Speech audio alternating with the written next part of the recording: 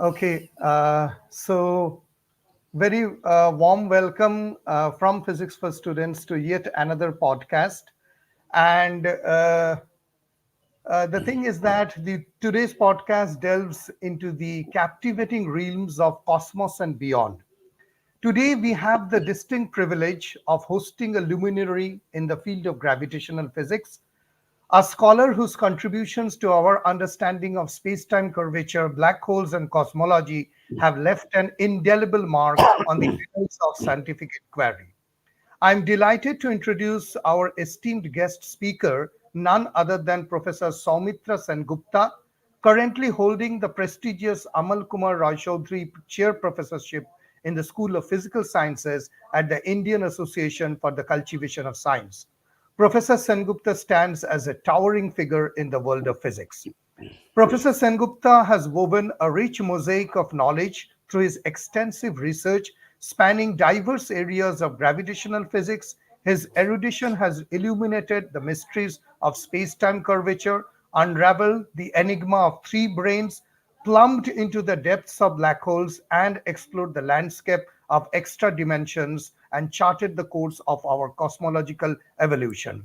As we embark on this intellectual journey, I encourage our subscribers to actively participate in the discourse. Professor Sengupta has graciously agreed to entertain relevant questions from our audience.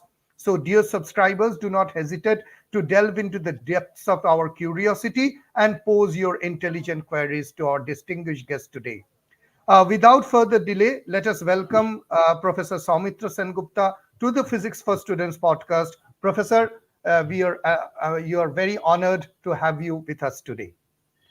Uh, Thank you, Shaunak, indeed, because I think it's a great effort that you are organizing as giving us the opportunity to meet so many students, scientists all across the world.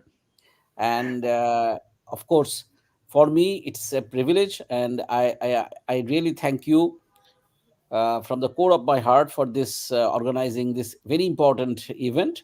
And moreover, I believe that such effort is very important to spread science, to generate awareness about science all over the world. I think this is very important that we need to be very scientific minded. Thank you, So sir. thank you for organizing No, this. no, we are honored, sir. First of all, a quick acknowledgement. Richard Knowing from Australia. Good evening, everyone. Richard, warm welcome. Space to Face, welcome. Bhanu and Richard Longling is saying, Professor Sangupta, thank you, and a warm applause. And Rajna Sajid, all welcome. So, just to tell you, how would we start with this podcast? Because this is the first time Physics for Students and all of us has got Professor Sengupta, who is actually into general relativity part, cosmology, gravitational physics. So, sir, as we have thought about it, sir would be showing us a brief presentation, which would actually give us a momentum to the program. And then I would leave to the subscribers. You can start asking your questions, and it will be a very informal but a very enriching discussion. Sir, the stage is up to you. Okay, thank you, Shanak. So I first start with a brief presentation, which might trigger the discussion that what is all about gravitation. So today my discussion will be focused into our understanding of a very important force in nature, the force which is responsible for not only for something to fall on the surface of the earth, but the force which is responsible for the motion of the planets around the sun, and the force which is responsible for the creation of this entire universe. So for this, I start with a very brief presentation. Of course, I don't have time to go through my various presentations, but maybe I'll do it some other time. But I will give some very few slides, and then I would invite questions from everyone so that uh, with the discussions can go on. Sir, So before that, I would like to, sorry to interfere. Here is your student, Rohitasha Kundu. And yeah, first of all, I would like to thank Rohitasha because we should know that Rohitasha actually gave me sir's contact to me, and eventually I came in contact with I know sir. that. So, I know that. Yeah. Yes. yes, Yes. sir. Yes. Yeah. Thank you, Ritasha, for putting me in contact with Shonak. I mean, so let me start the presentation. I have a slide. So let me start with the. Uh, I mean, is it visible? No, I Yes, believe sir. not. Yes, It yes. is visible. Yeah. So is it okay? So is it visible to everybody? Sure, Yes, sure. sir. It is. Yes, Okay. Great. absolutely. Okay. So as you can see, that what we'd like to show you that space and time, uh, as I've written a historical perspective, and I've given three names, three three stars in the world of physics: Isaac Newton, Albert Einstein, and Stephen Hawking. So basically, what these three people did, the concept of space and time evolved through these people. So, and that takes us to the field of gravitation. So, as you know, that our universe is so big, so enormously big. I can just to give you an idea that our universe. Uh, I mean, say for example, all of you know that sun is just a star, and there are about 10 to the power 11 stars like sun in our galaxy, which is a cluster of stars. And then there are close to 10 to the power 12 number of galaxies that we have found, and each are separated by on average 10 to the power 20 kilometer. So you can imagine the size, and where we are sitting on earth is something somewhere here, and which is almost nothing, like a point. So our whole universe, the creation, is embedded in a space and time. So naturally, we, apart from the fact that we are interested about the matter that we see around us, the energy that we see around us, we are also interested to know the background space and time. What's the meaning of them? So, as I've written, our universe is embedded in a three-dimensional space, which has a length, breadth, and height, some x, y, z, what we say, and evolve forward with time. Time is a kind of very mysterious quantity which takes us towards the future. And if you once think about what is time, you will be extremely puzzled. The time is something which you cannot see, which is something it's associated only with changes. So whenever something changes, you associate the concept of time, that how fast or how slow it is changing. So time is essentially, we have developed a concept to explain evolution. So these are our very common sense of notion of space and time. And we started with the question, what are the space and time? What are the characters? Now, all of you know from your very early school days that Newton taught us few laws, and one is the force is mass into acceleration, where force is something which you know which causes the changes of the or accelerate a body of mass m. But if you look into the acceleration very carefully, so force is the cause of all changes. And we know the two main forces are electromagnetism, gravitation. That's the way Newton taught us. But you can see in his equation, the acceleration contains space and time, because acceleration, all of you know, is second rate of change of space with time. And you have three-dimensional space, x, y, z, and time intrinsically associated with the description of nature. And that is expected because the nature is embedded in space and time. Now, what did Newton think about space and time? So, if we go very quickly, Newton thought that time is very universal and unique for all events in nature. That is, in a sense, you can imagine that there is one clock in the sky, and everything in the universe is happening. If you just look at that clock at this moment, suppose I am talking to all of you, somebody is doing something in some maybe some other stars or maybe some other places. So everything is measured with respect to one time.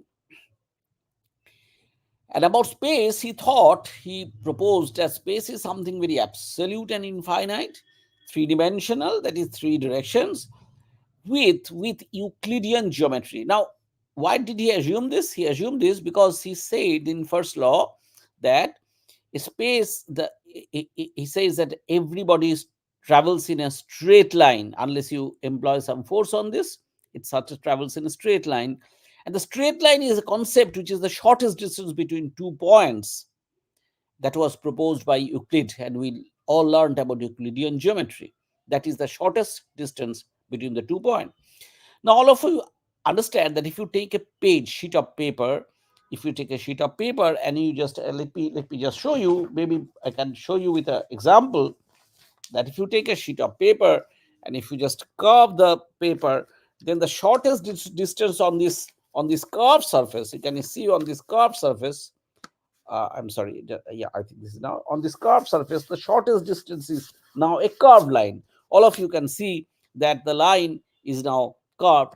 So this surface is not a Euclidean geometry. So it's what Newton thought, that our space is flat and we have shortest distance is a straight line, and everybody moves in a straight line unless some force acts on it. Now, having said that, if I now move to what Einstein said.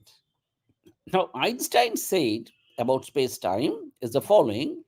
He firstly says a strange observation that two objects, if they move towards each other, if one travels with speed of light with respect to this observer, the other should, since he is moving, he should see the speed of light larger because he is also moving. Just as in two moving trains, you feel the other train is moving faster, but the speed of light turns out to be constant.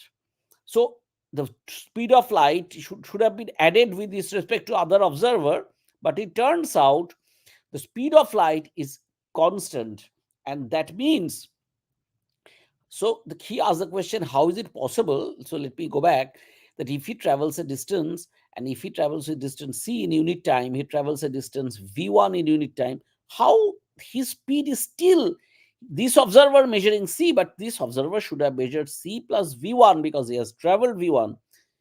The answer to this is what Einstein said, is that the time flows differently for this observer and this observer. Therefore, when you define speed, speed is distance by time. Since time flows differently, therefore speed of light remains constant with respect to this or this.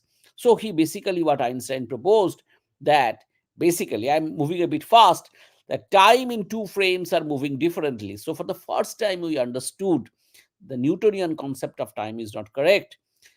The time is not universal, time is not unique, time changes from one frame of reference to other frame of reference. So that was a big discovery by Einstein, and which led to so many interesting consequences in our mechanics. The entire mechanics changed.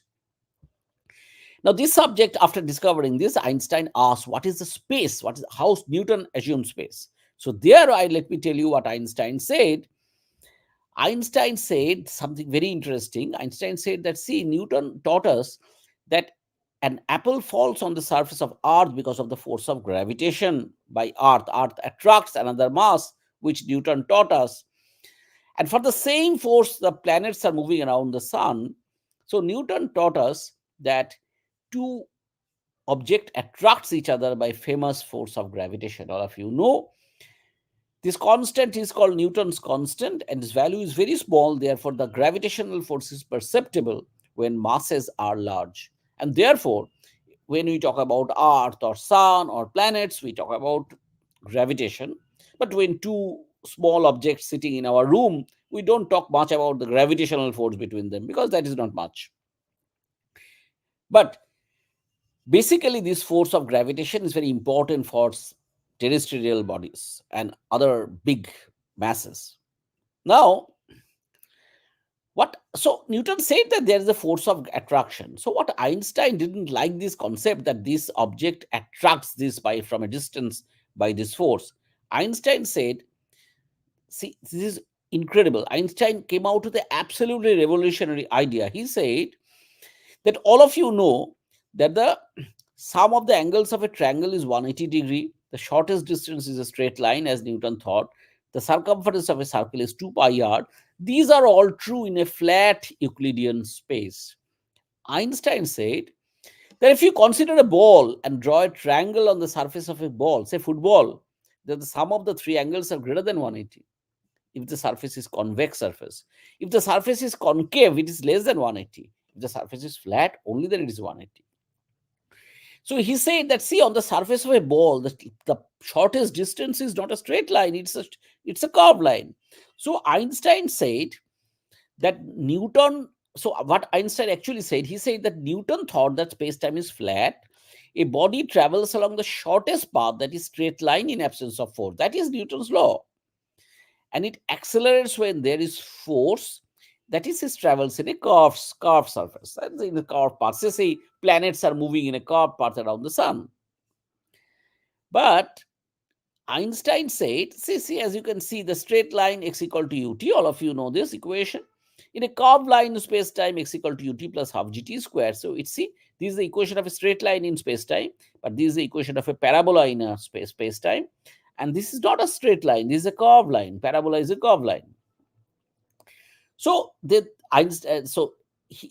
Einstein said that, see, Newton pictured that no force travels in a straight line, and in presence of force, it travels in attracts and it travels in a curved line, right? All of you can see this. So Einstein said, no, it is not attracting this. There is no attraction. What this mass has done, this mass has changed the geometry of the space from flat to curved. And as a result, an object just on the surface of a football has to travel in a curved path. So it has no option, because the shortest path is now a curved path. Now, if the shortest path becomes a curved path, we seeing this, we are thinking that since there is a curved path, therefore there is acceleration, and therefore there is a force. So he said that sun is not attracting the earth. Sun has changed the geometry on the surface space-time around it, so that the earth has no option but to travel in the curved path. And we are thinking, by seeing that it's moving in a curved path, that is acceleration, we are thinking that there is a force. So force is an illusion. Force is illusion. The acceleration actually is happening because of the curvature of the space and time. So mass doesn't attract another mass. Mass changes the geometry. So this is something, it's an incredible idea. The presence of mass or energy curves the space-time. The shortest distance is now a curved line, giving the illusion of acceleration, and hence the existence of a force called gravity. Now, then what Einstein did, let me now, because I have many slides, I don't have time to tell you here. I know that you will love it, but let me take some questions at this point. But what I would say, what Einstein did after this, he just, what he said here in a qualitative way, that is his idea, the concept, that is the most important. He then put down into mathematical form that how to describe a curved space-time by some known geometric quantities. And all of you have learned geometry, and knowing from that geometric quantities, he wrote down his famous equation, that in one side you have the curved space-time description, the other side mass. So as long as there is a mass, space-time is curved. As long as there is no mass, the space is flat. So for the first time, Einstein gave the definition of mass. Mass is a property which changes the geometry. And as a result, space-time becomes curved and object moves in a curved path. So he wrote down this famous equation where geometry in one side and mass in the other side. And then he solved for the mass of the sun, and he found the curvature and the path of the planet in that curved surface, and found the ellipse, which we all know. So that was a sensation all over the world, that Einstein replaced the concept of force. You can understand these are paradigm shift in science, that he changed. It is just not a great discovery. It is creating a new concept, creating a new paradigm. This thing happens maybe once in a century. This is incredible discovery, that he replaced the concept of gravitational force, or in other words, it explained the meaning of gravitational force through geometry of space and time. So Shorok, I would like to stop at this point to take some questions, and if they ask questions about the what is the mathematics, then I will go back to the slide to show them what's the mathematics. Sure, sir. So thank you. That was an incredible quick journey, starting from Newtonian gravity, moving into special theory of relativity, and then into general relativity. I've got a question from Manojit Kapat, but before that, sir, I have one question. What you were just talking about, that straight line and the curved path, as far as my little knowledge goes, sir, I think that you were technically talking about something which is called a geodesic. Now, my question to you, sir, is that during the time we are talking, say, about 1914 and 15, when Einstein actually published General Theory of Relativity, But that concept of geodesic, was that already present in the concept of differential geometry, which evolved maybe 20, 50 years ago? If you can Yeah, just yeah, yeah. So let me tell you first, the concept of geodesic was there in Newton's law itself, because what Newton said, we all learned the first law of Newton as follows, that in absence of force, every object travels in a straight line, right? That is the first law of motion. But what is the meaning of straight line of motion? Straight line means, actually, what he meant is the shortest distance. The shortest distance is straight line. So one can very well say that I start with the Euclidean geometry and I talk about Newton's first law as the shortest distance it travels. And if presence of force, the curved part is a larger distance. So the shortest distance between any two point in a space is what is called a geodesic. So that is the definition of the geodesic. okay. Now, this geodesic, you can work out that on a Euclidean space, if you calculate the shortest distance, it turns out to be the equation of a straight line. All of we know that y equal to mx plus c, all equation of straight line. If you now go to a curved geometry, you can find that the shortest distance is not a straight line. Now, that is exactly what Einstein did. Now, even before the language of differential geometry, the concept of geodesic was there. Geodesic is the shortest distance. So, how do you find it? Take 2 points in a space time and you find the distance function and minimize it. And we all know maximum, minimum, minimization of the distance is called the shortest distance. And from there, we find the geodesic. Now, differential geometry is a very convenient and a very, uh, it's, sometimes we prefer a language. Differential geometry is a beautiful language. We describe whatever we describe. See, when we learned general relativity, what Einstein proposed, it's a first in tensor calculus language. But then it was rephrased in differential geometry language because it's a very convenient and cryptic language. We use talk in this language. It is something like, suppose you have vector, right? You have learned vector, but you could have written everything in terms of this component of a vector. So you can write m d2x dt square equal to fx m d2y dt square, if Newton's law, three components. Instead, we write m d2 r vector dt square f. So vector is a very compact notation for writing something. Similarly, differential geometry is a very compact notation of writing the geometric quantities in differential form. So there we define the geodesics and everything. So, but to the answer to your question is yes, the geodesic was known much before. Sure. Sir, we got a few questions already coming. Manojit Kapat is asking, sir, why it is not possible to apply quantization in gravitation? In EM theory, we quantize electric charge.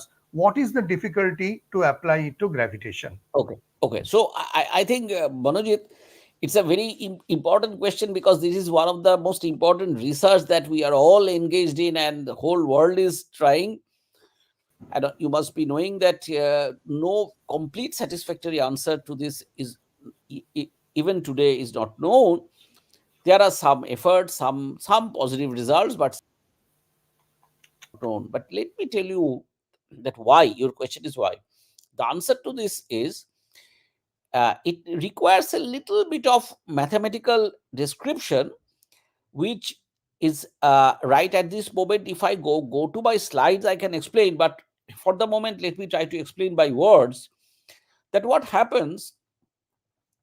What do you mean by, first let me explain what is quantizing a force. So quantizing a force means, normally we all know that, suppose electricity magnetism, you learn that electricity magnetism is a force which has, say, between two charges there is a force of attraction, the lines of electric forces or magnetic forces which attract or repel, as you learn. But when we learn quantum mechanics, we found this definition of the electric lines or magnetic lines of force, that is not correct. So quantum mechanics taught us that quantization of force is basically when, say, suppose an electron and proton attracting each other, opposite charge, what they do, there is no lines of force, they are pulling them into each other. There is an exchange of a particle. So quantum mechanics replaces the concept of lines of force by the particle exchange. And the particle which mediates this electric and magnetic force is called photon. So this particle, for every force, there is a characteristic particle which is exchanged. So similarly, there are other strong force, weak force, and there is this quantization of force give a characteristic particle. For example, weak force, weak nuclear force is the exchange of three particles, W plus W minus Z particles, which were discovered in CERN. So, so the new understanding under a force is nothing but, if you say what is the electric force or magnetic force, you will say that it is nothing but the exchange of a photon. Now, once this description was developed after formulation of quantum electrodynamics, similar efforts were done, as you are asking the question, with gravitational force. And for similarly, for gravitation, which is, as you have learned, that for Einstein it is a curvature of space and time, when you quantize it, it becomes once again an exchange of a particle called graviton. Graviton is the mediator, is the responsible, which is mediated. So you can say there is a graviton particle is being exchanged between the sun and the earth. Not one, many gravitons are exchanged. So, so curvature of space-time, if you quantize, it becomes a graviton exchange. Now, what happens when you calculate the graviton exchange in the language of quantum mechanics? Quantum mechanics, because of uncertainty principle, it tells you, it doesn't tell you what will, just like Newtonian mechanics or classical theories, that this is going to happen. Quantum mechanics never says, it says that I can never say that what will happen. I can say what is the probability of happening something. So this probabilistic description of quantum mechanics, that this will happen. So, and if I ask you what is the probability that this electron and proton will exchange this photon and go in this direction, you can calculate the probability. So do this for two masses, that what is the probability that graviton will be exchanged and will travel in that direction. If we do this calculation, it turns out the calculation becomes infinitely large. Now this is a dangerous thing, because if your theory encounters infinity, and there are certain techniques of removing those infinities, those are called renormalization. You will learn all this. So this renormalization technique, which can be applied successfully to electricity, magnetism, and everything nicely, all process, electron, positron, all attraction that you have learned can be explained beautifully. But for graviton exchange, all the results become infinity and which cannot be removed. And this dangerous thing tells you clearly that Einstein theory or Newton theory, whatever, in whatever language you think, even in space-time geometry, the quantization leading to graviton exchange process gives rise to unacceptable answer, giving rise to infinities. And this, for this reason, we say the quantum gravity is still not known. What are the progress in this direction, which I will come to the later part of the talk if you have question. But this is a problem, that graviton exchange process cannot be calculated. It gives rise to infinity. So I don't know whether I have answered your question. You may just, Absolutely. okay. Absolutely. So in this reference, that means quantum electrodynamics, which was actually founded by Richard Feynman, that the electromagnetism, special relativity. That means during that union of special relativity, quantum mechanics, and obviously special relativity means classical physics. During that time, that calculation did not give rise to infinity. It was proper It result. gave rise to infinity, Shaunak, but it gave rise to infinities, but those infinities could be removed by a beautiful technique called renormalization, by Renormalization. Yeah. redefining parameter. This is a little bit technical thing. I don't want to go into details. I can, some other day I can only talk about renormalization. But this is a very beautiful mathematical technique. But somehow that mathematical technique doesn't work for gravitation. Okay. So, Sir Bhanu Prakash Malliya is asking a question. My friend on the other side of the galaxy and myself would like to hold a party at the same time. Is this impossible as per special relativity? Well, you see, it is impossible because according to special relativity, how do you define, when you use the word same time, this was technically, this time, this word is called simultaneity. So what is the meaning of simultaneity? As you know, suppose you are that you are cutting a cake, so you're holding a party, and the other person is singing a song, happy birthday. Now, at the same time you want to do this, what you do in your room, but any information according to special relativity, suppose his song cannot travel to you at a speed faster than speed of light. Now here Newton thought that any information travels with infinite speed. Therefore, in Newtonian picture, the answer is yes, you can do this, but as far as special relativity is concerned, you cannot do it simultaneously at the same time. So you're cutting a cake, and if you inform him that I will cut this cake, so see, try to understand one thing. You can inform him before I'll cut this cake at that time. So you sing the song, but that song will not reach you at that time. So the answer is yes. I mean, you can at a particular instant you can two of you do something, but you cannot exchange the information. So you are actually not holding the party together. Absolutely. Thank you, sir. Thank you. That was a very easy Mm. space to space. I think, sir, you answered this question. Sir, would you like to brief about the gravitons in the context of gravitational waves and the properties of the same, if possible, please? Yes, yes. Okay. So right now I said that you know that when we quantize electricity magnetism, it is nothing but force, electric and magnetic force is the exchange of a particle called photon. Now, this photon, a bunch of photon, when I say electromagnetic wave, is nothing but the flow of this photon. So suppose the lights that is coming, suppose you are sitting in a room where there are lights coming from your lamp. So nothing but a bunch of photon is coming towards you.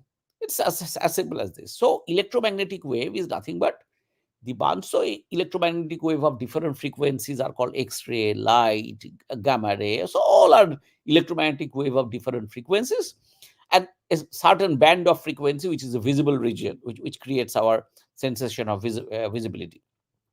Now, so we know what is about electromagnetic wave, that it's a bunch of photon traveling with infinite with speed of light, c. Now, if you take Einstein's theory and do the same thing, you get the graviton pictured with, let me once again repeat that the graviton has a problem, that description is not fully understood because it is giving rise to some unacceptable infinities. But for the moment, suppose if I suspend the discussion, that discomfort about the theory, that's a discomfort.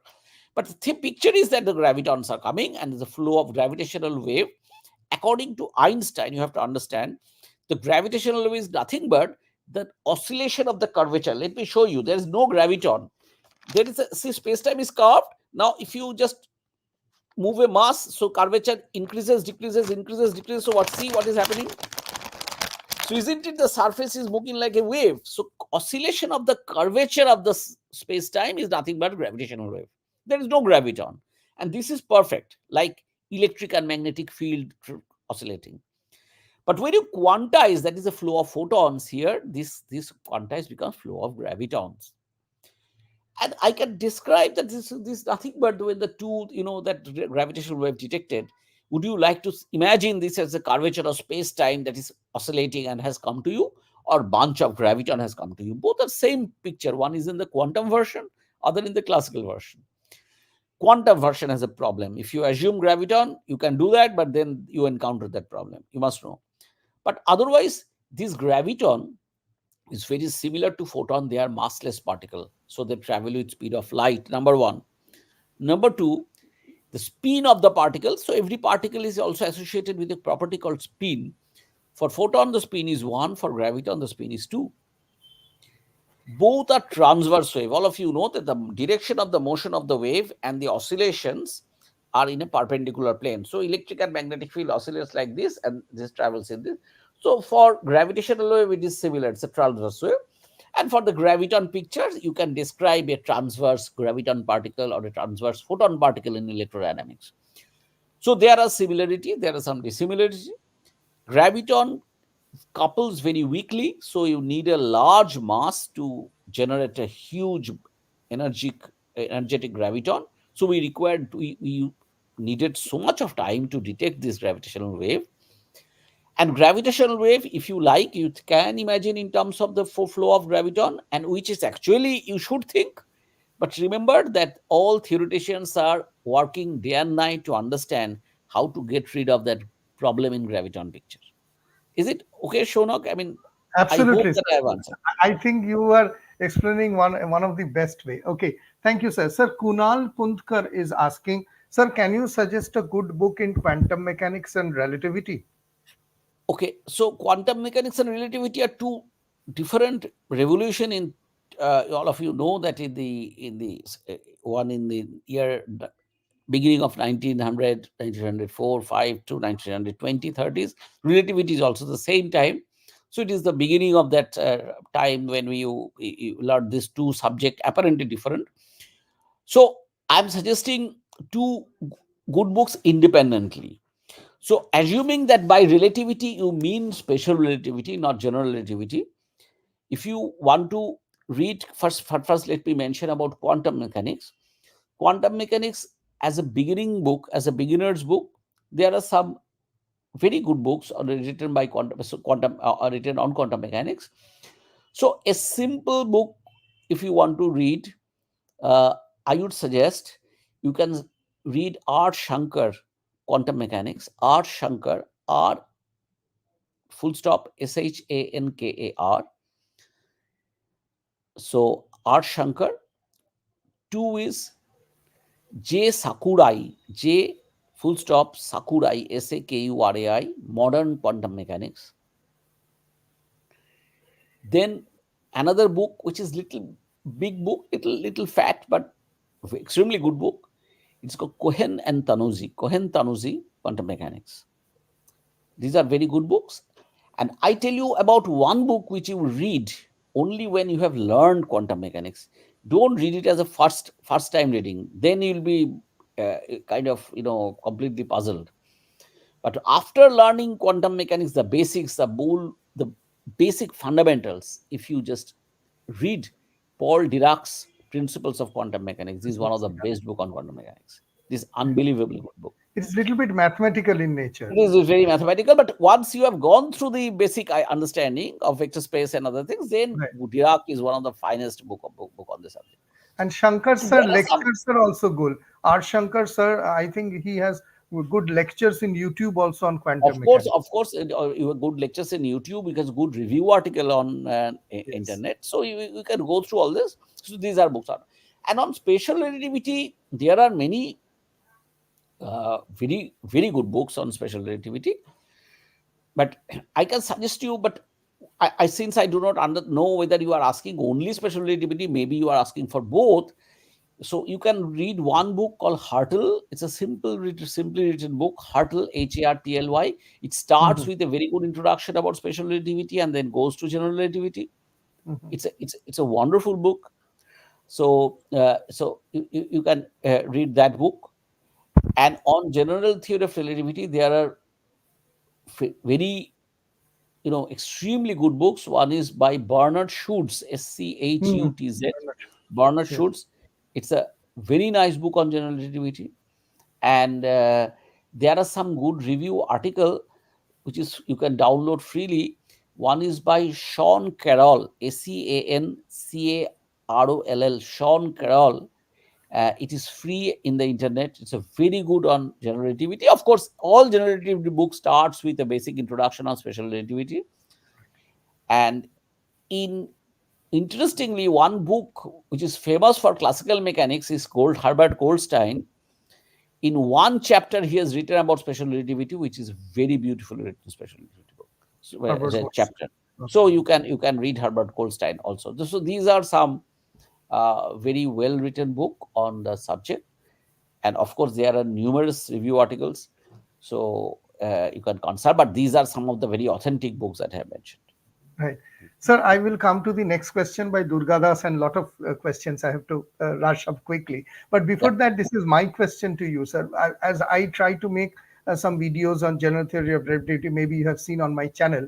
Sir, would you suggest that in order to learn general relativity after going all the special relativity, time dilation and contraction and everything, would you suggest that in order to go directly to the mathematics of general relativity, like say for example tensor calculus, covariant derivative, etc., Hmm. because the geometry of space-time has been changed by Albert Einstein, would you suggest that a intuitive as well as a mathematical idea of the non-Euclidean geometry, a little bit of differential geometry, curvature, if somebody learns the geometry part a little bit earlier before going to general relativity, would you suggest that, or what would be your opinion, sir? Well, you see that there are two ways. I mean, I have seen, Shonok, there are two kinds of people around me. Some people tries to conceptualize things through physics intuition observations. Okay, Some people prefer to learn things through mathematical rigor. So okay, it depends. I have seen, see, over very long career, I have many very bright students. I have my collaborators, everybody. I have seen. So if you ask me personally, I would say that mathematics rigorous learning is very important. But first, you have the idea that why I am doing this mathematics, that yes, physics yes, aspect. yes, Once you are convinced that I need a new mathematics, I need some new understanding to describe things, then if I now serve this, so it's something like I create the hunger within you and then serve the food to you, then absolutely, probably you'll be happy. Otherwise, if I start suddenly one day come to the class and say that, see, there is something called differential geometry or tensor calculus, then some students find it very interesting because they love mathematics, but some students think that why I'm being told yes, all this. Okay, absolutely, so I would suggest, or in my class, what I do, I'll always first give the physics motivation and the intuition of the why I require. And you may know probably that Einstein actually did exactly that. It is from his friend Marcel Grossman. Grossman, He yes, learned the mathematics later. mathematics of differential geometry, right? Mathematics later. So this physics intuition drove him to this Actually, entire thing. absolutely. I think Yeah. that I will share with you. I retrieved some of the archives from the Hebrew Academy, where the writings of Marcel Grossman on the fourth manifold. So Einstein was puzzled that how will I find that covariant Right, theory right, of gravity? I cannot. Then Marcel Grossman actually and Michel Besso, one of his Italian friend, then told that right, there is right, something right, called a right, tensor calculus, and you should right, do right, that. right. Exactly, exactly, Absolutely. exactly. Thank you, Right. sir. So Durgadas Mukhopadhyay is asking, if gravitation is not a force, then why we need to quantize, as gravitation is the curvature in space? Okay, it's a good question. Now, see, gravitation is the curvature in space, that is for sure. But gravitation is responsible in this curvature of space time is responsible in our pictorial. Imagine it is deflecting something from straight line. It is causing a curved motion. So now quantization while we do the quantization of force, we also do the quantization of the geometry. So basically what we do, the curvature aspect of the space time causing the net result of a force. So do you know what this let me tell you something very interesting. When you take the curvature of space time, find the path is curved because the space time is curved, you can calculate the shortest path in it, as I said, and the shortest path is not a straight line, as I said. Now, in that, from the shortest, not non-straight line, shortest path, you can calculate the rate of change of the second rate of change of position, because it's called acceleration.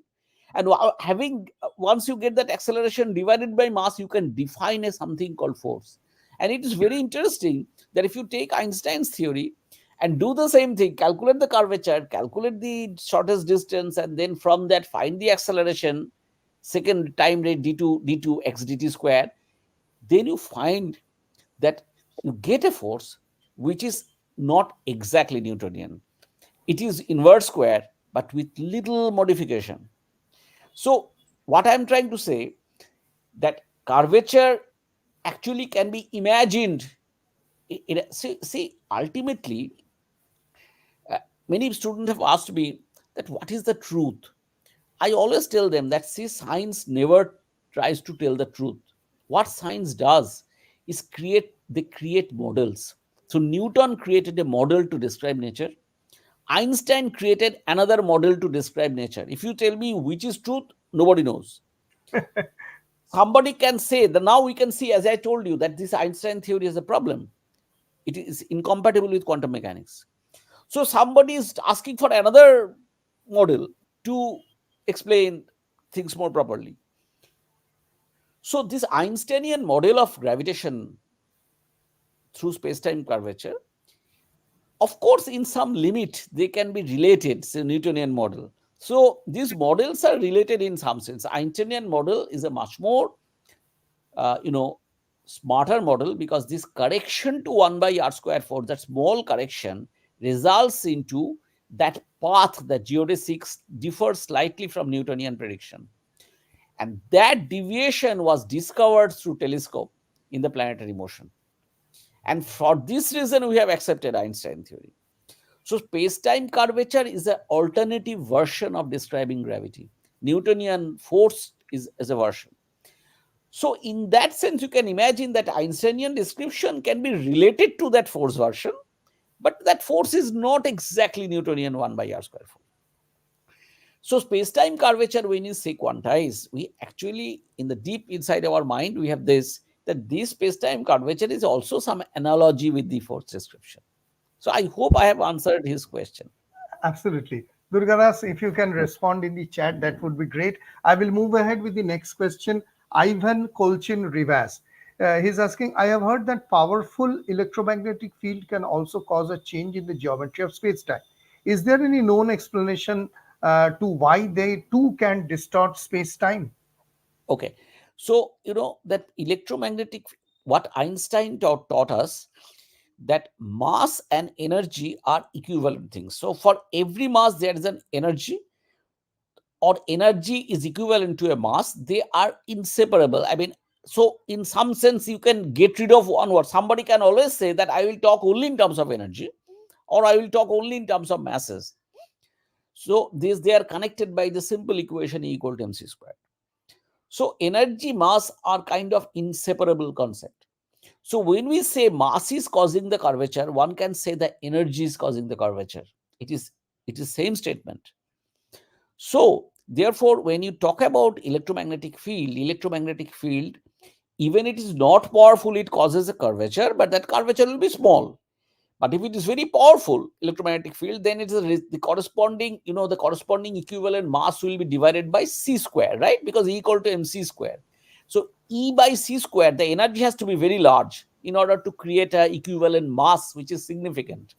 Otherwise, if you take a normal electromagnetic field coming from your lamp in your room, that electromagnetic field has such a small energy that this E by c square will be such a small mass that still it causes a curvature in space-time, but that curvature will be not perceptible. It will be very small. So that meaning very small gravitation. But when the electromagnetic field, as you correctly said, the powerful, that means it is a high energy, then the corresponding mass is also, is equivalent mass is also significant, or the energy or mass, they are equivalent, and therefore they cause the, it is, so Einstein's statement is that not mass is causing the curvature, it is mass or energy. So this curvature with masses was first calculated by Schwarzschild. Mass with the electromagnetic field was first calculated by Reissner and Nordstrom. So where there is no mass, there is only electric and magnetic field causing the curvature. So I Sir, hope I I have would, answered that. absolutely. Sir, I would just request, if you don't take this is just a request, if you just elaborate a little bit on the Reissner Nordstrom metric, what Okay. actually it signifies. So Reissner Nordstrom metric is the following: that suppose what Schwarzschild did, say suppose you take the only mass of, say, solar mass, sun, and he calculated, see, assume that it's a spherically symmetric, so it's a perfectly spherically symmetric mass distribution. It is not, dumbbell shaped or some other shape. Shape is the surface shape of a sphere. So that makes your calculation simpler. Right. And he calculated what is the geometry outside the mass, that what is how the space time is curved. Now, what Reissner and Nordstrom did, they took, apart from mass, they took a charge distribution which is spherically symmetric. So suppose Okay. just a electric charge, but spherically symmetrically distributed in space-time. And they calculated the corresponding curvature in space-time. Why this curvature is happening? Not because there is a mass, it's because there is a curvature due to electric and magnetic field energy. and that energy always is equivalent to a mass like thing, and therefore it is causing a curvature.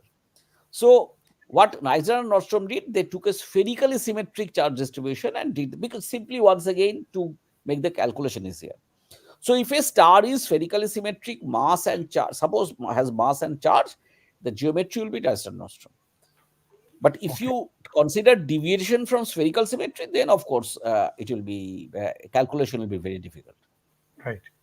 Thank you, sir. Sir, Tanishq Arya is asking why change is gravitational energy is negative of work done by conservative force, not positive of work done by conservation for Okay. CE.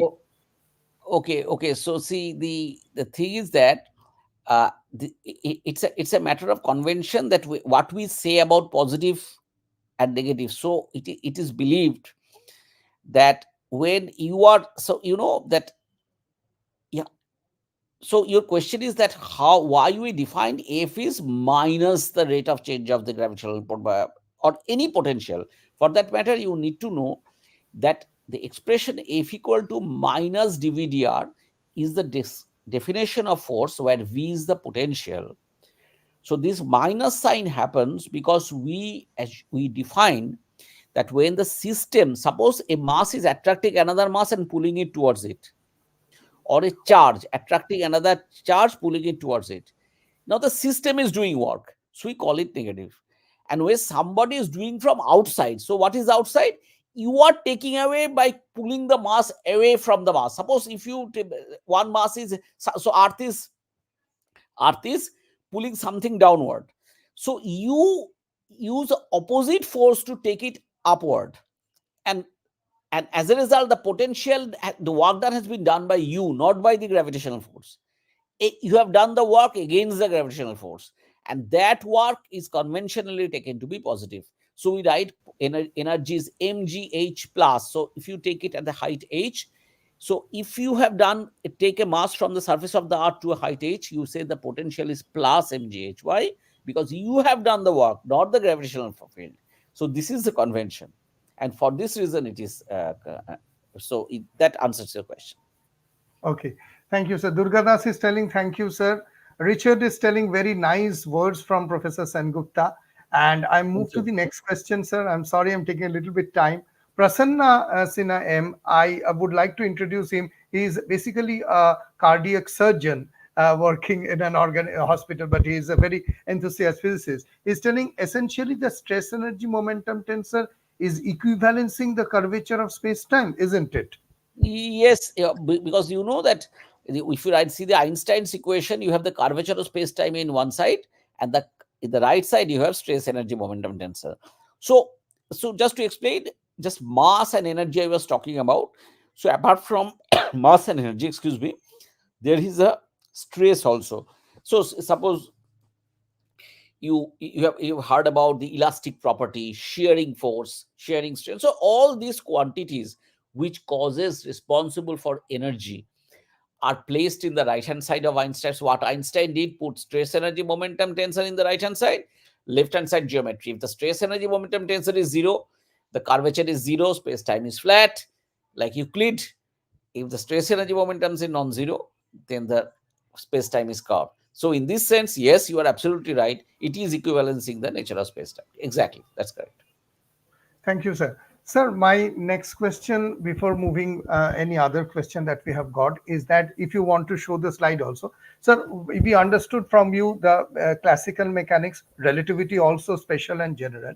What was actually Stephen Hawking's contribution in terms of black hole, and why he is known as a pioneering figure in terms, because we already found that the Schwarzschild radius and these are extreme calculations, so Einstein's field equation can be taken up that there is something which is called a black hole and it goes below the Schwarzschild radius, this black hole will be formed. So my question, sir, is that how did Stephen Hawking in that era came in, and what was his contribution, if you can Okay. please tell us? Okay, sure. Yeah, sure. Okay. Let me see.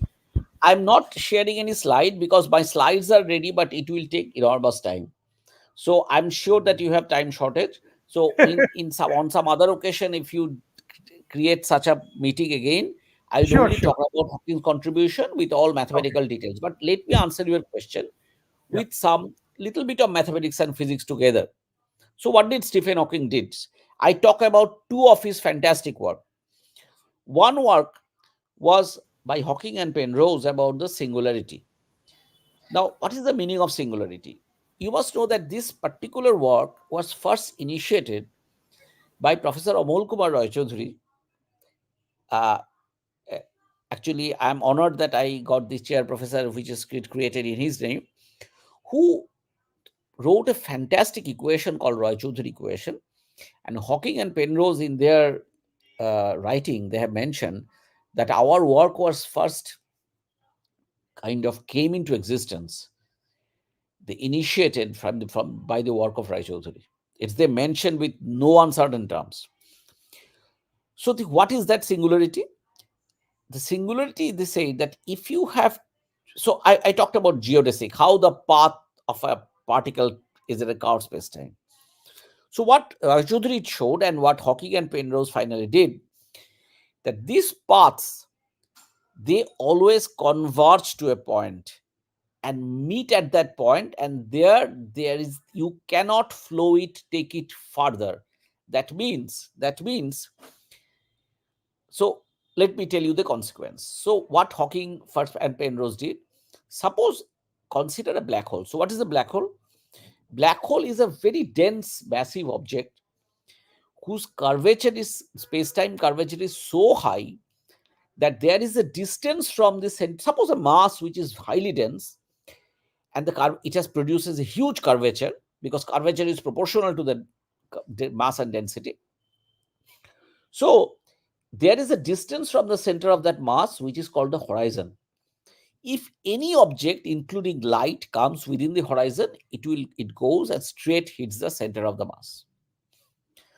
So you cannot revert it. I mean, by no means you can just revert the geodesic or trajectory in the opposite direction. So a black hole is a surface, creates a horizon which is a surface, which is a unidirectional surface, unidirectional membrane. It only takes in and nothing comes out. Problem is not there. That is possible. There is no concern there. Problem is that everything when hitting the center of the mass, what is happening after that? The question is that. Problem is the description stops. You cannot take it further. It is called geodesic incompleteness. Incompleteness means with time, if you calculate evolution and you cannot describe what is happening. Suppose I tell you that the planet is moving around the sun, and after 3 years, I will not be able to tell you what will happen. Then that's something very bad for your theory. You are saying that it is only for a finite time. Time cannot flow. After a certain time, your theory breaks down. So Raychaudhuri first found this and wrote to Royal Society that this is something very extremely unacceptable. He wrote his famous paper of Raychaudhuri equation. Then what kind of theory is this? Imagine in the 1950s challenging Einstein's theory. And then Hawking and Penrose took up this job and showed that this singularity is inevitable. This is the negative point of the theory. And they wrote down the famous singularity theorem. You may ask me that what is the answer to this? The answer to this is not known, except our strong belief is when all the paths are converging to the mass M at the center, that means its position becomes extremely certain. It is quantum uncertainty will save it. So unless you bring in quantum mechanics, this this problem, this it's an incredible deficiency of Einstein's theory. That Einstein's theory takes us to geodesic incompleteness. Your description stops and nothing can be said after this. Everything stops and blows up there. Your calculation stops there. So this is one work by Stephen Hawking. That means, sir, what you are saying that Professor Amal Kumar Chaudhary actually founded out mathematically that geodesics incompatibility is inevitable. It is going to happen. Inevitable. That, And okay. Raychaudhuri also showed that which Hawking and Penrose did more in concept of black hole. Raychaudhuri's work was in the context of Big Bang. So if you go back in time, all of you know that our universe started from an explosion, right? That is Einstein theory tells us. And that explosion, if you go back in time, in a finite time, mind it, time is not infinite. In a finite time, all geodesics today, the universe is expanding. So every stars and galaxy has a geodesic. If you go back, that geodesic all stops at a point, and you say that it starts with Big Bang. What happens before that? You have no answer. Everything blows up, and your description stops. At that same, so there are two kind of singularity. One is called Big Bang singularity. Other than what I showed is big black hole singularity. Both are geodesic incompleteness. So this entire thing was very well formulated later by Hawking and Penrose. So this is one of very important contribution of Hawking. And let me very quickly tell you about another important contribution. He showed, that is an incredible thing, that near the horizon, which I said in the black hole where everything goes in, and which is classically absolutely correct, he showed that this going inside the horizon, and it is lost forever for somebody. Suppose you are outside the black hole, somebody has gone inside the black hole, you are forever disconnected from him. Because why? Because in order to know about him, some light signal must come out of the black hole, which is carrying the information about him who has gone inside. And that is not possible because nothing can come out. So therefore, this is a dead end. I mean, this, it is forever lost. That outside the horizon, inside the horizon, they're causally disconnected. Hawking showed this is classically correct, but if you consider quantum uncertainties in the horizon, take a quantum field, then actually things come out of the black hole. And this is what is called Hawking radiation.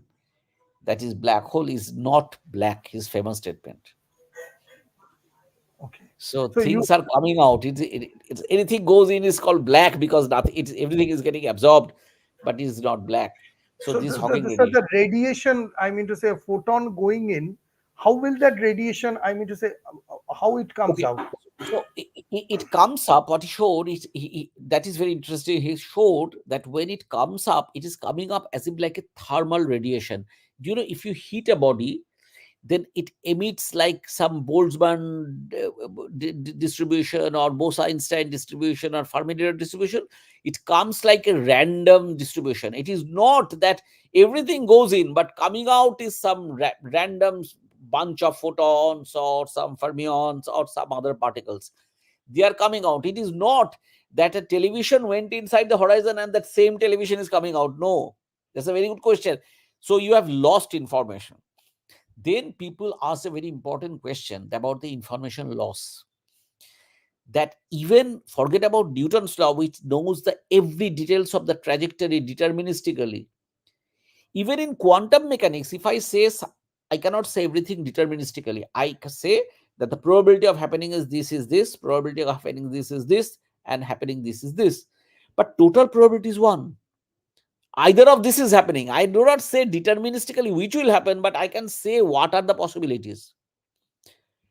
So what they showed, that something is going in and what is coming out is a random distribution. That is, there is a loss of information about what has gone in.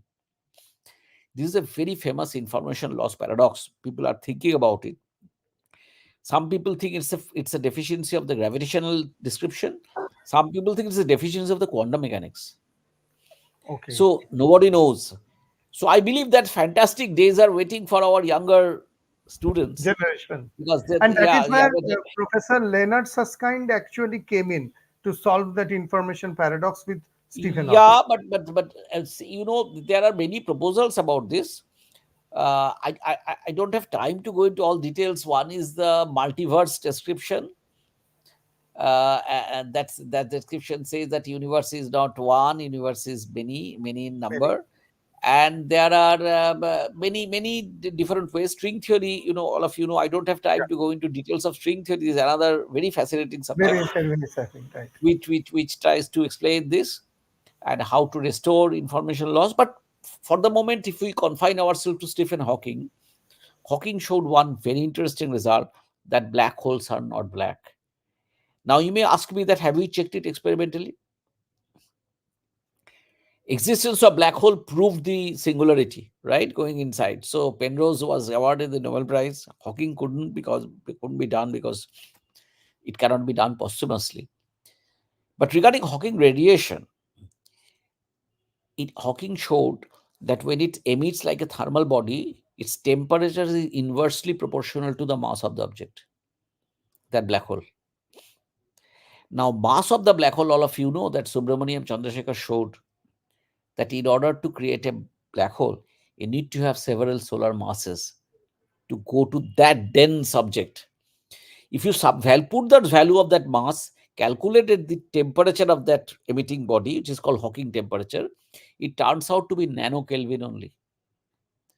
Now, nanokelvin is so small that you know that because of the Big Bang, our entire universe is filled with cosmic microwave background radiation with 3 degree Kelvin temperature.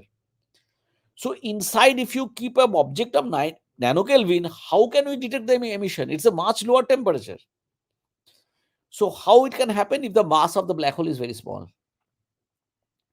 Right? If the mass of the black hole is very small, since temperature is inversely proportional to mass, the temperature will rise. Micro But black if the hole. mass of black hole is small, Chandrasekhar says you cannot form the black hole. Right. So then came a very fantastic model called the theories of extra dimensions. I have a lot of work in that area.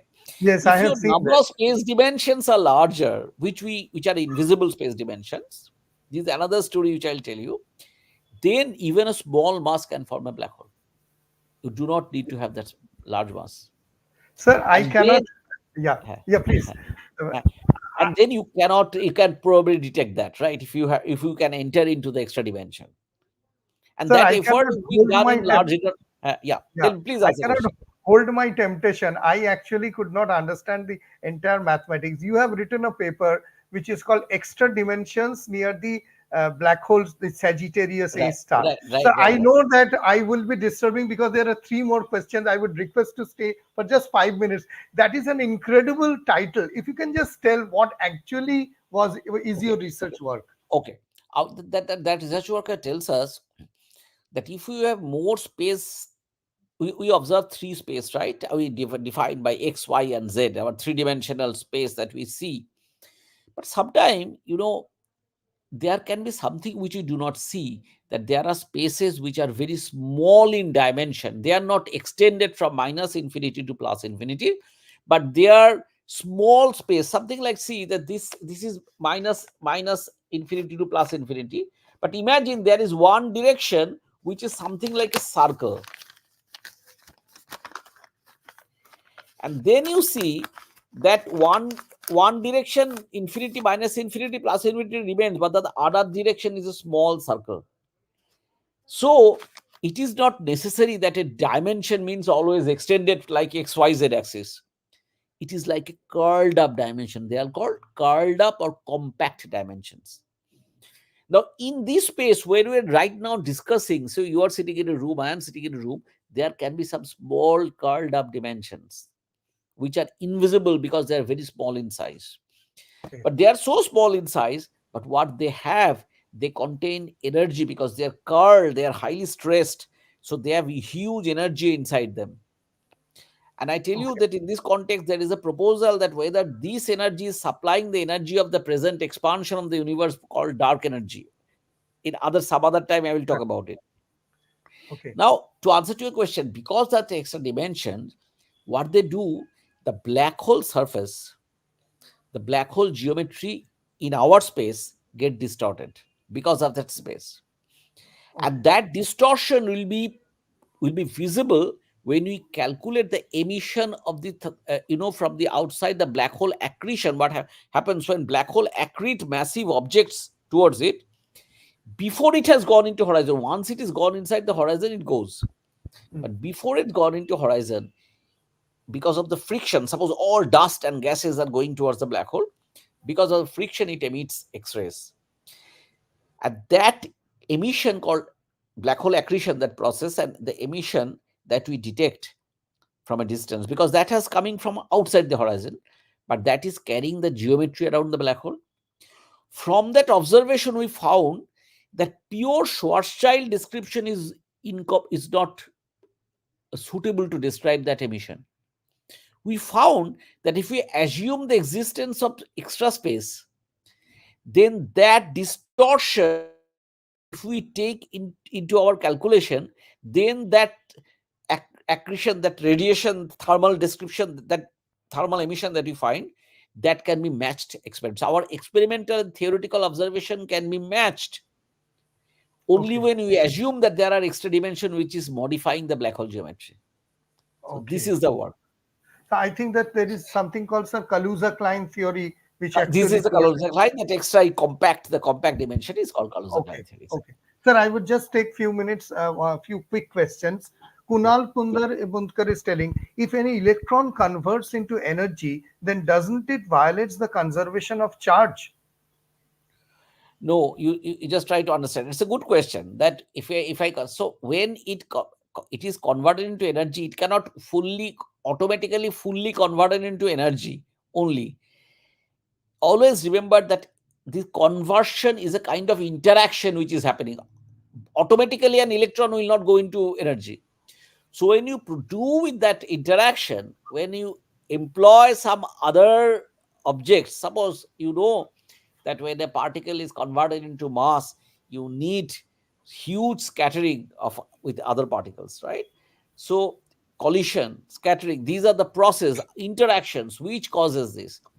So the other particles carry the charge. The charge conservation will never be violated. Special relativity ensures that the conservation of electric charge, which is related to a very fundamental theory principle called gauge principle.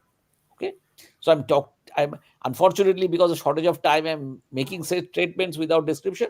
But because of one principle, the conservation is just prevented. So if it goes into energy, that energy it goes, but in the process it creates many particles which will carry that charge. No question about that. Okay. Thank you, sir. Sir, full of doubts has question. Sir, space-time is real or mathematical idea? Can we measure the space-time curvature physically? Yes, you know that when you talk about measurement, you talk about measurement with respect to some observation, right?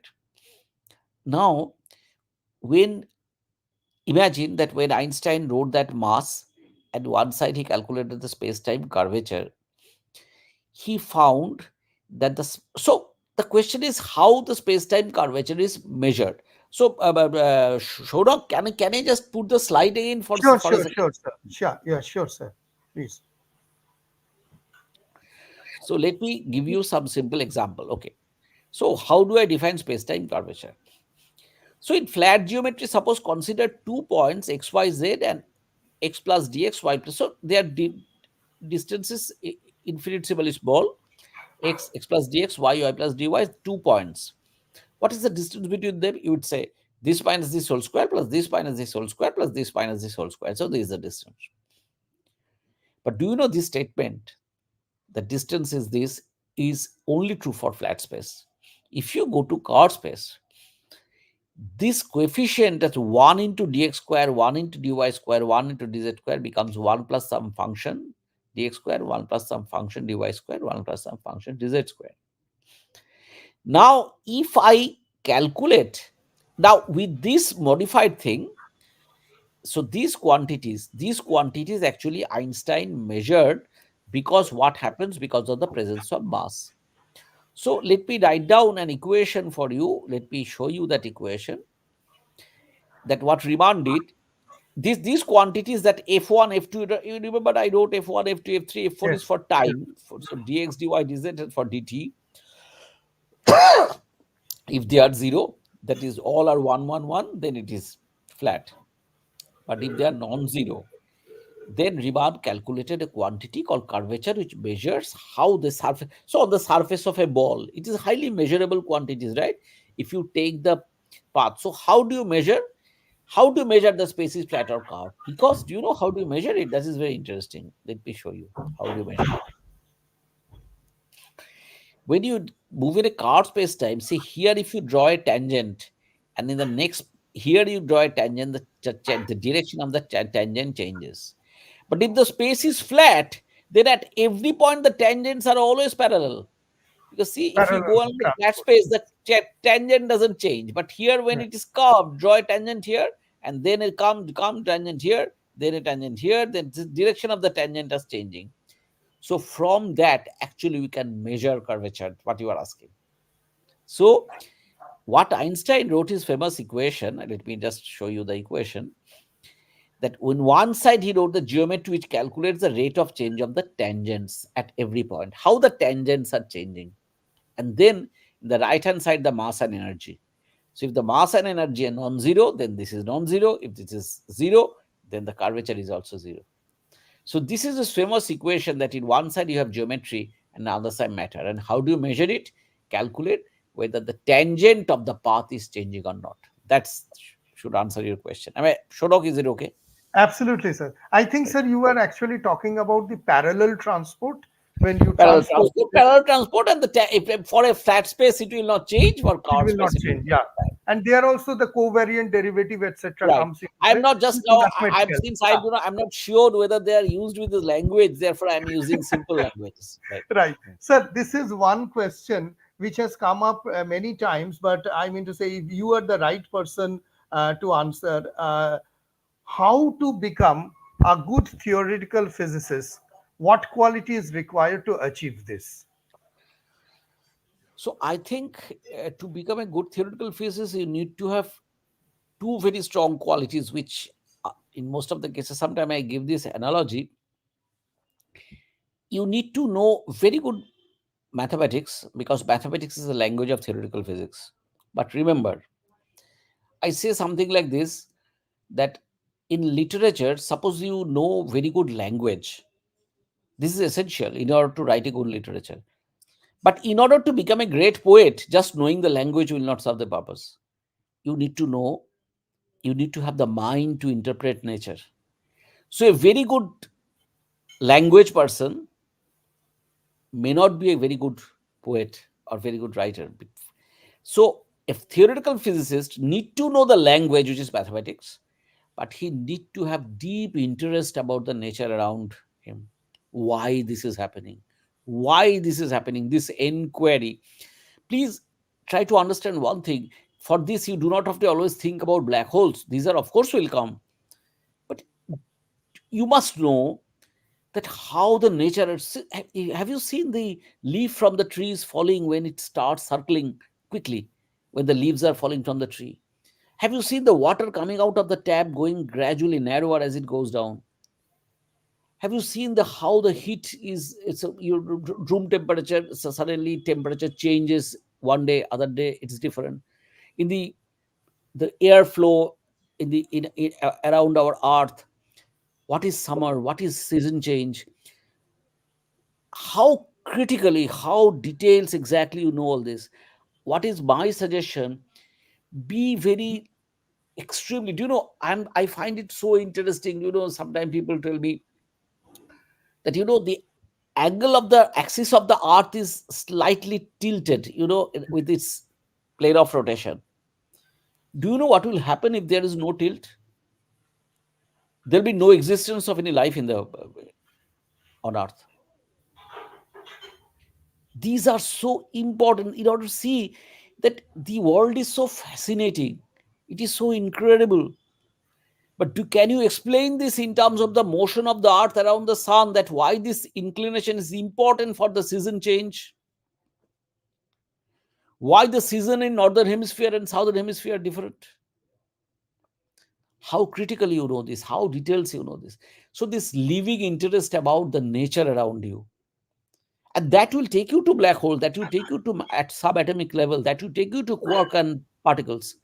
But you have to be living, you have to have a living interest about the nature. I think these two combination at the same time, incredible knowledge about mathematics, you will be a great theoretical physicist. Absolutely. Thank you. That was very emotional and that was a very, philosophical answer. Thank you, sir. So Prasanna M is asking just a few more questions.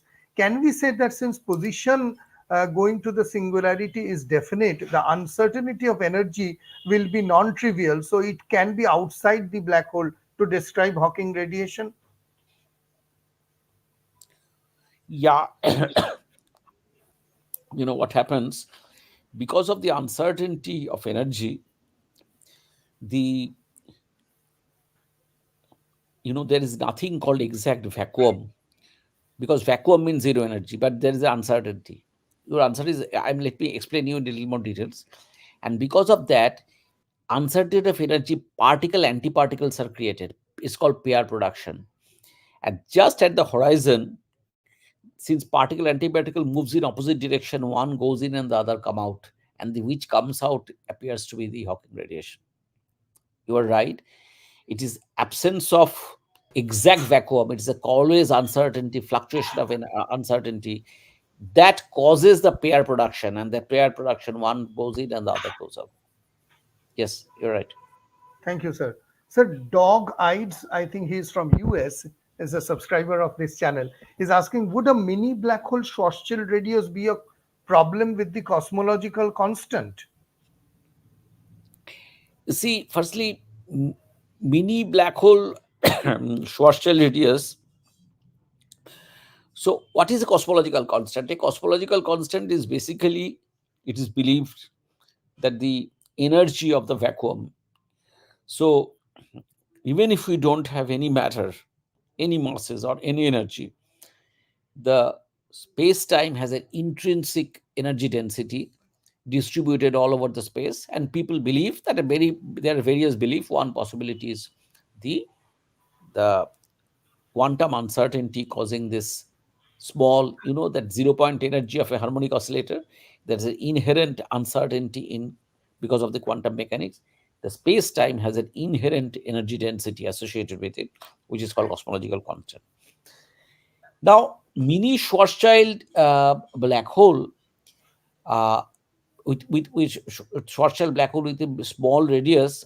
Can you just tell me a little more details? What is exactly in your mind? I mean, then I, I I also think so. Yeah, the yeah. question, I mean, so when I read it, is not. So So let him cosmological write. constant is this. So if you can tell me that why you are thinking this, that why what is coming to your mind, Right, then I'll be able to right. give a better answer. Yeah. Sir, Robert has got a question that when there is a cone dimension, does it annihilate or reappear elsewhere? Well, cone dimension has a problem, is that a cone dimension has the question of continuity and discontinuity. If a cone dimension at the point of the vertex, there is a sharp discontinuity. And it is, we believe that our geometry that we are considering is differentiable at every point. So a cone dimension may have some problem with differentiability. So that is something which we prefer to avoid. Okay. So last few one question. Ritik is asking, sir, is there anything left to be discovered in the field of general relativity at present scenario? Oh, of course, I mean, see, the entire general relativity is in question, that it is incompatible with quantum mechanics. So what we surely know, that Einstein theory is an incomplete, incorrect theory. But does it mean that it is not important or valuable? It is. Do you think that after discovery of quantum mechanics, Newtonian mechanics has become less important? No. Yes. We, every time, as I told you, that everything we are coming up with models, Newtonian description, the model has its domain of applicability. Within that, we use the Newton's law of gravitation or Newton's laws of motion. To describe the motion of a car, you never use quantum mechanics. Hmm. But True. at a certain scale, Newtonian mechanics fails, and we bring in the other model, which is quantum mechanics. So, general relativity, we have seen its limitation. People are trying to find out the modified theories. They are called theory with higher curvature, gravity, and all these things which are beyond. It's a model on which I actually work. It's called beyond Einstein gravity. This is a Yes, huge subject. But yes, sir. general relativity is, of course, extremely important to describe many things. Your GPS phone, your mobile phone is running on general relativity. I don't know General how relativity. it must be doing it. Yeah, absolutely, But the absolutely. point is, the general relativity is, it's not a question of being complete. It is definitely deficient. But this is not a problem. that is expected, that science is like a relay race. You can never find, there is no end. I think this is the beauty of science. It never tells you the last word. I really like what I like about it. There is a difference between science and religion. Science never tells about the last word. I think Absolutely. for this reason, I love science. Right. Every time, do you know, I thought that we have discovered everything. Then nature has given us a problem, total destruction. Imagine quantum mechanics, imagine relativity. Now, when we thought that we have done everything, we have understood everything, then nature has given the problem of dark matter, dark energy, quantum gravity, and we are lost again. And this is a beautiful game, that is a beautiful challenge that nature gives us. I really love this. Sir, Dog Eyes actually has reframed his question, I think. Uh-huh. Is it it is inevitable by laws of duality, it must quantum tunnel at the horizon, so one it's saved, the other goes through. I think the question should be, is it inevitable by laws of duality that quantum tunnel at the horizon, one should be saved and the other goes through? Well, I don't know what is there about the cosmological constant, but quantum tunneling is a description of one description of Hawking radiation, that why the horizon can emit particles is quantum tunneling. All of you know that a particle which is not allowed classically to tunnel go through a region, but can tunnel because of quantum uncertainty. It can tunnel, as all of you have done some quantum, the potential barrier problem. So horizon is something like a barrier, right? Nothing can come out. So there are a lot of work actually I have also done by through quantum tunneling, the things are coming out. And Okay. that's what things are coming out.